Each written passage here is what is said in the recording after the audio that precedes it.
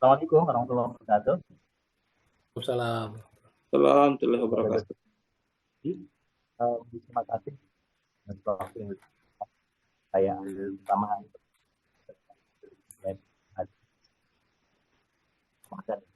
Madan SHI berkaitan selaku moderator yang bilang memberikan pengantar di awal dan juga teman-teman pegiat desa, entah itu dari teman-teman mahasiswa, akademisi, dan TPP dimanapun Anda berada. Pak moderator mungkin bisa dibantu untuk apa? Saya mau share screen. Ya.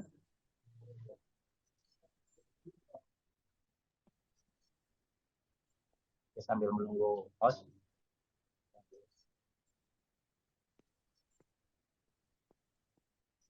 Engki bisa Engki.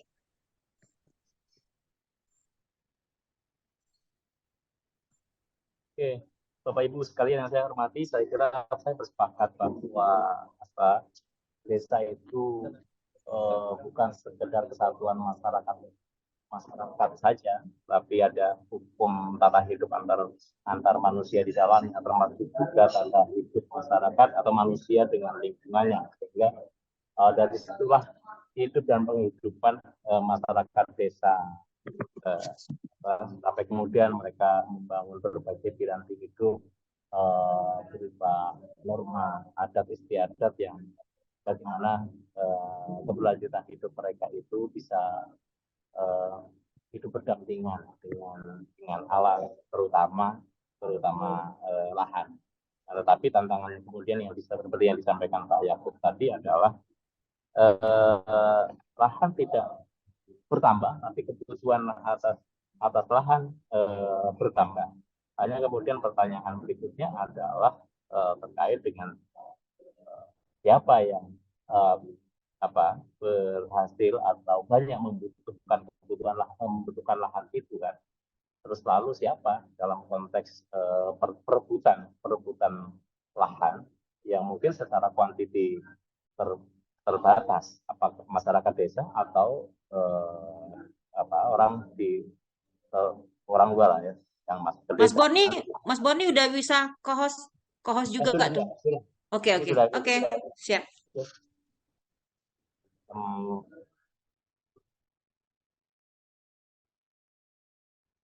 Makanya saya coba mengangkat satu tema, ternyata desa itu sebagai medan perebutan sumber agraria. Sekilas saya ingin menyampaikan bahwa sumber agraria yang mungkin itu temanya sekarang dengan terkait dengan ketahanan pangan, seolah seperti ya mungkin dalam definisi kita yang namanya ketahanan pangan hanya terkait dengan tanah di permukaan. Tapi nanti akan kita lihat bahwa ternyata desa benar-benar tidak hanya menjadi lahan perebutan sumber agraria yang terkait dengan pertanian, soal tanaman corak yang nama saja sebagai tanaman pangan, tapi ternyata tidak hanya sesimpel itu.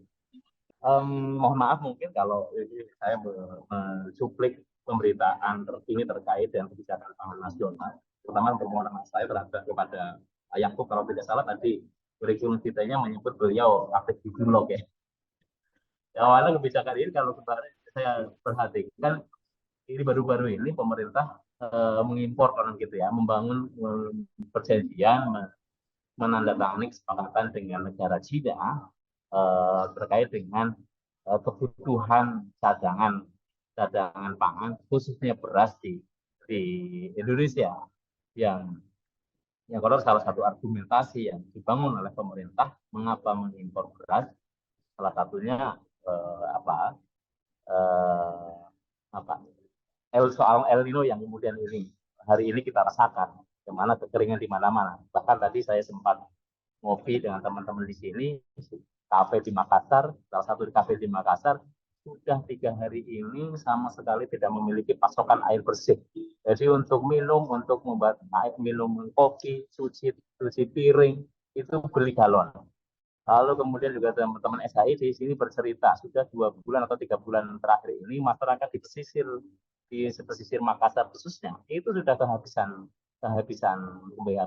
air, dan mungkin ini sudah mulai mengejala ke daerah-daerah pegunungan. Nah, akan tetapi apakah kemudian relevankah kemudian pemerintah melakukan impor beras 1,5 juta ton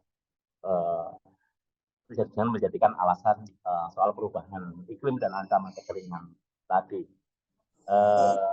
Padahal produksi beras pada tahun 2023 untuk konsumsi pangan penduduk diperkirakan masih 30,9 juta ton, menurun sebanyak 645,9 juta ton dan atau 2,6% dibandingkan dengan produk.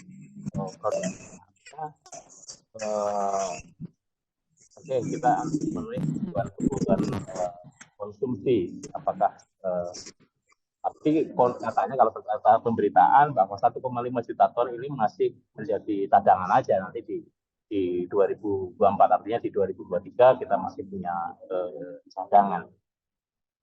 Tentu kita akan berpikir ironi ketika kita melihat minimal ada kita masih memiliki 10 kabupaten beras tertinggi, produsen beras tertinggi ya. Artinya klaim kita tadi sebagai negara agraris, sebenarnya kita bisa memproduksi, bisa mencukupi kebutuhan beras. Pertanyaannya apakah ini kebijakan impor itu kepentingan elit atau kepentingan petani? Padahal, tapi yang jelas kalau dari sisi kebijakan, menurut saya pemerintah atau khususnya presiden ini mengingkari janjinya sendiri, mengingkari komitmennya sendiri untuk pertama tidak ingin melakukan impor. Tetapi kita lihat hampir setiap kali menjelang panen, dan saya kira ini para petani sudah panen, ini ada kebijakan impor. Saya ingin bercerita sedikit tentang ada satu kabupaten Bandung Barat. Kabupaten Bandung Barat ini selain Karawang di Jawa Barat,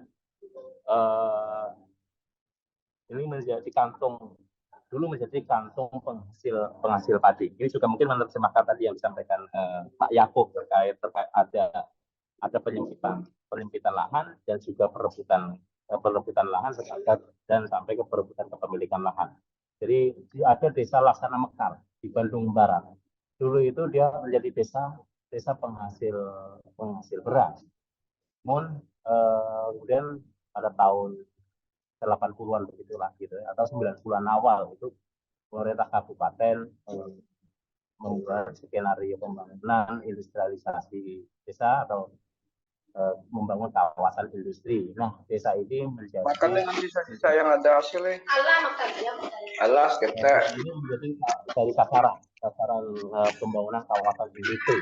Singkat cerita, kemudian masalah ada perubahan pengalih fungsian lahan, sekaligus juga pengalih kepemilikan lahan dari masyarakat desa ke pemodal. Terakhir kami turun 2021 lalu, terinformasi oleh kepala desa bahwa sebagian besar rumah tangga kakak itu akhirnya memilih bertransmigrasi karena sudah tidak ada lahan yang bisa mereka garap. Dan saat ini waktu itu bercerita kepala desa, lahan untuk bertani ini mereka sudah tidak ada. Lahan satu-satunya lahan yang dimiliki adalah lahan yang dijadikan bangunan rumah itu.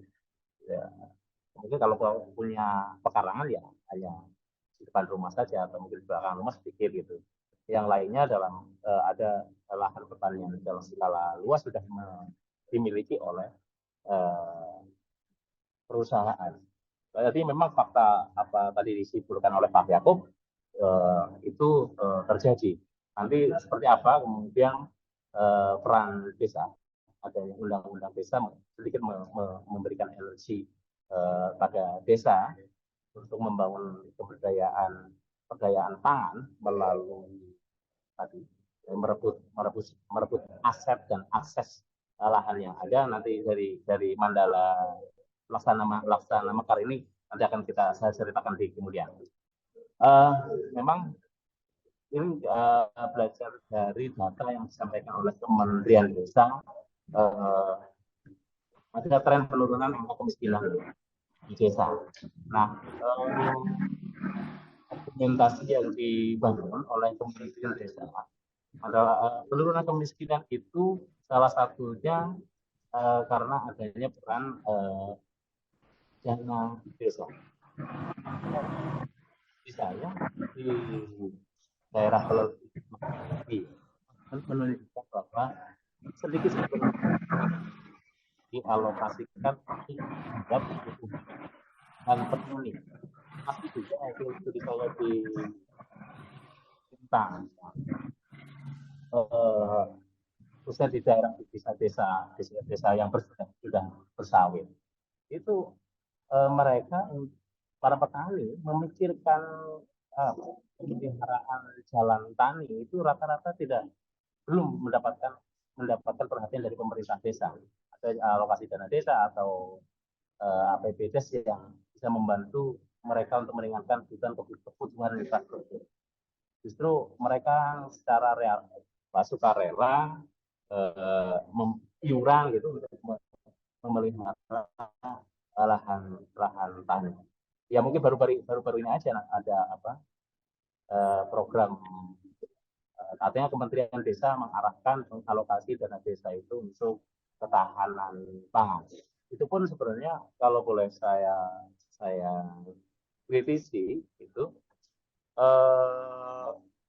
Kementerian Desa mengapa menginisiasi program itu lebih karena di drive oleh kondisi kebijakan pusat yang itu sebenarnya tidak memberikan ruang kewenangan kepada desa untuk menginisiasi program baru artinya untuk yang terkait dengan tadi bagaimana menjawab kebutuhan lahan pertanian desa. Tapi syukurlah kemudian di Permendes yang penggunaan dana terakhir itu sudah ada muncul bagaimana dana desa bisa dipakai untuk dalam bahasa saya memperkuat gerakan reforma agraria di desa. Pun demikian dengan timpangan di desa sekalipun secara Gini rasio menyempit, artinya dari tingkatan disparitas pendapatan masyarakat desa itu relatif mengecil, tapi di sisi lain kita perlu mempertanyakan hasilnya itu bagaimana kaitannya dengan kebutuhan lahan itu. Apakah kemudian benar-benar karena BLT, tapi seberapa kuat BLT mempertahankan capaian Gini rasio. Apakah kemudian para petani akan menggantungkan pendapatan mereka dari bantuan? Kira menjadi penting bagi para pendamping desa untuk menjawabnya dengan merebut akses dan aset agraria yang nanti akan saya sampaikan mengapa kemudian terjadi peralihan kepemilikan.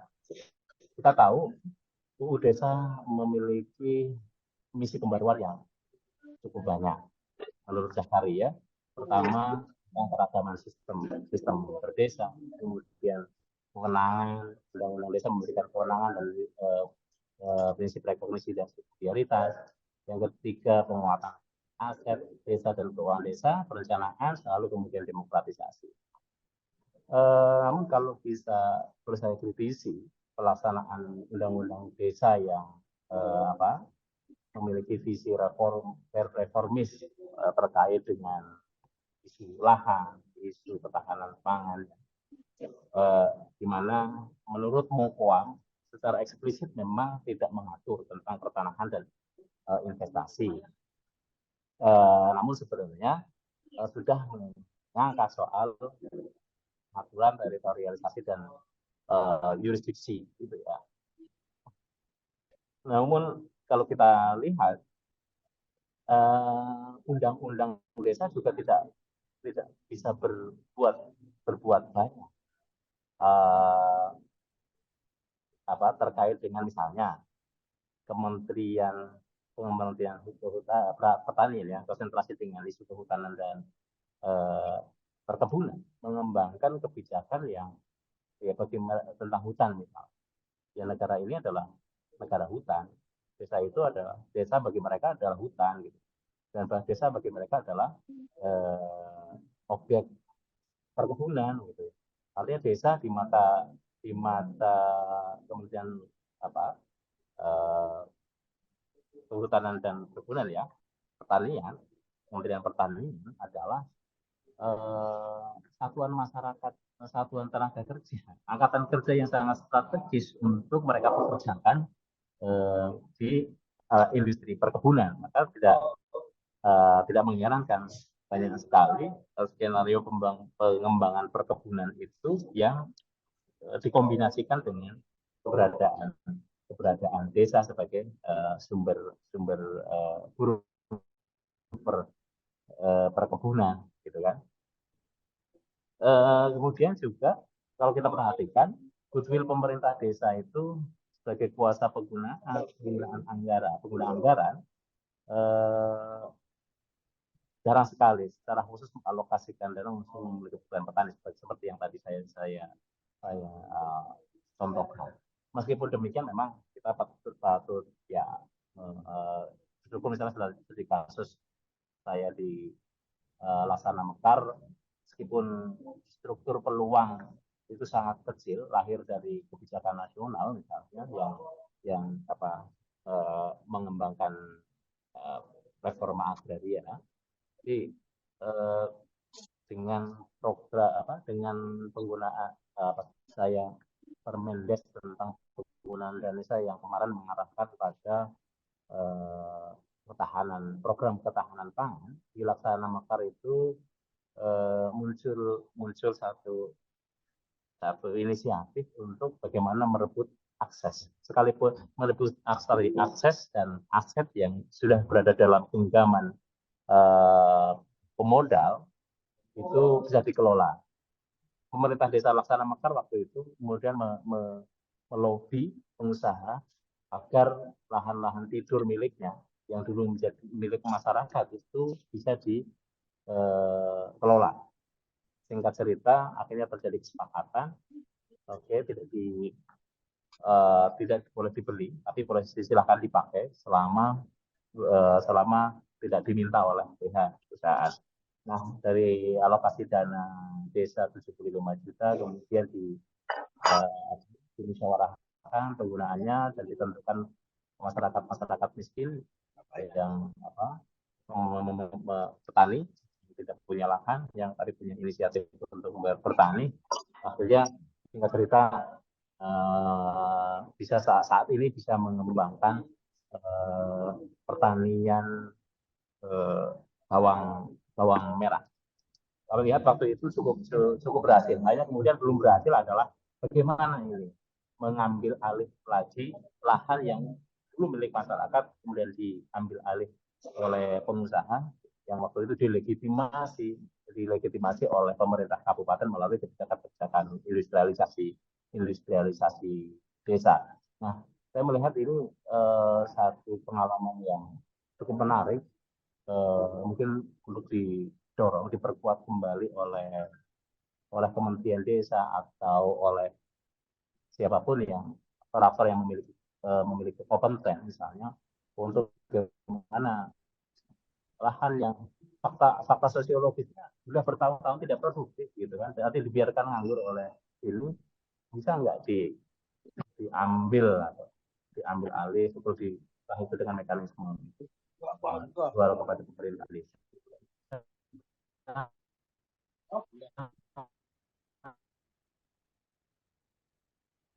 Atau mungkin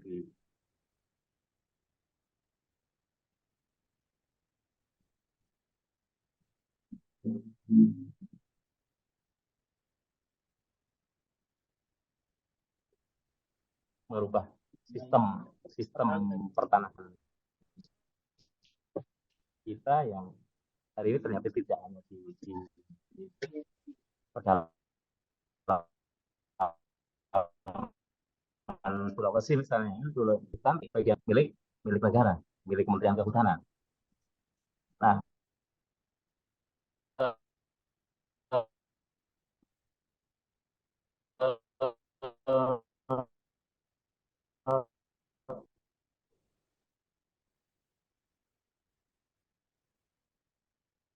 karena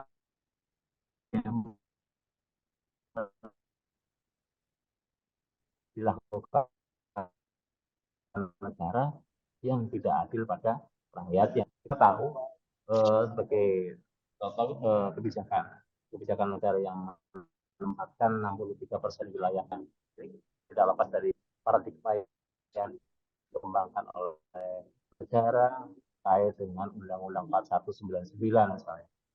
Jadi kan tadi seperti saya katakan di awal bahwa gaji Kementerian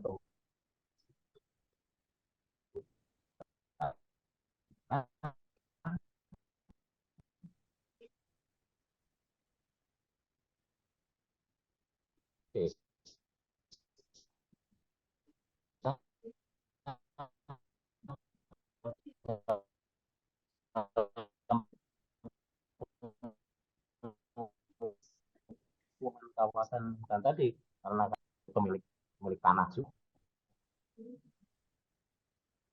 itu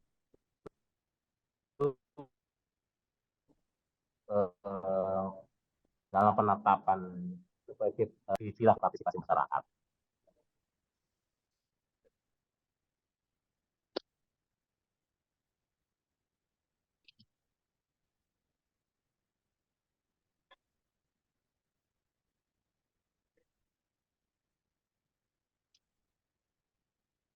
Memberikan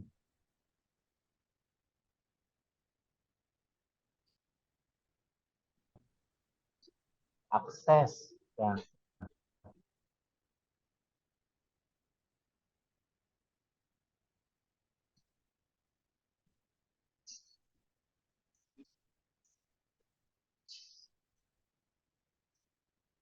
terhadap Putus-putus ya, Pak Anan ya. Halo Pak Borni. Halo. Tes. Saya kira ini jaringan saya yang jelek. Ya, Saya pikir juga tadi freeze juga saya ini. Nih, Pak cek. Borni. Halo Pak Borni. Bung Rizal ini gimana Pak Borninya? Tunggu. Oh, oke. Iya. Ini baru masuk lagi. Oke. Baik, terima kasih banyak.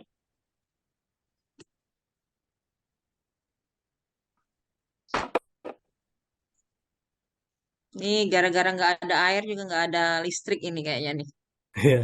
Mas Adnan, nanti saya mau share screen juga ya, sedikit nanti. Boleh. Yakub. Silakan Pak. Ya nanti setelah Iya, Pak. sorry, masih di mute. Silakan Mas Borni. Ya, jadi sebelum kemerdekaan masyarakat adat atau desa gitu. Sudah. Iya. Sudah. Ya. Silakan. Ya. Sebelum kemerdekaan, sebelum kita bersepakat mendirikan negara bernama Indonesia, satuan masyarakat ada dimanapun atau yang teritori memiliki kampung dengan berbagai hukum teritorial, termasuk saya kira land systemnya, land governance-nya, tata kelola lahan itu mereka mampu membangun secara mandiri. Mereka memiliki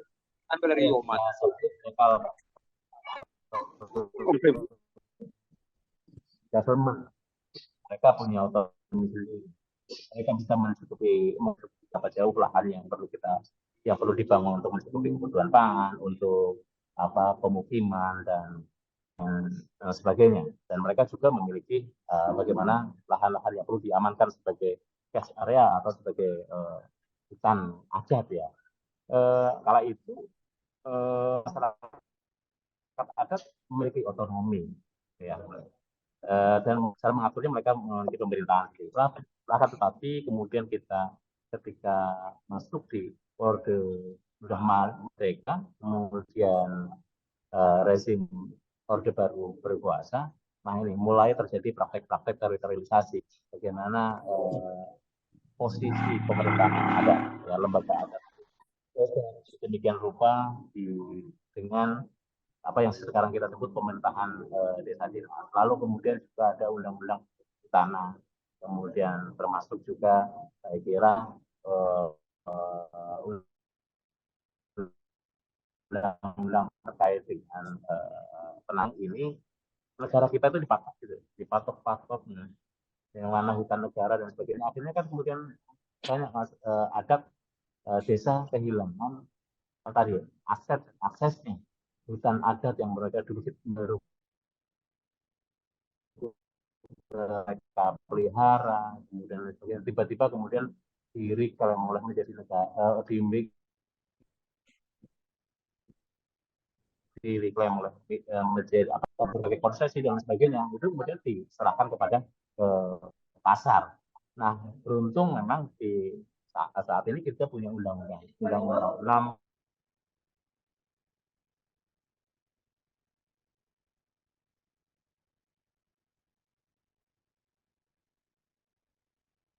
memberikan rekomendasi kepada desa untuk merealisasikan itu, karena bagaimanapun juga Kementerian Kehutanan akan mempertahankan yang namanya hutan mereka.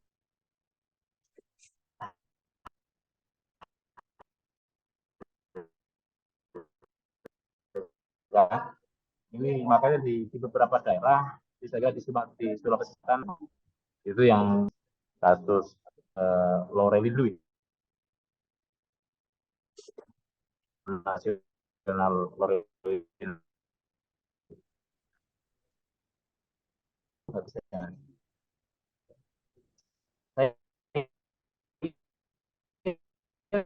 Itu aja dulu sebagai pengantar, nanti kita lanjutkan karena untuk melanjutkan presentasi ini nanti kita lanjutkan diskusi.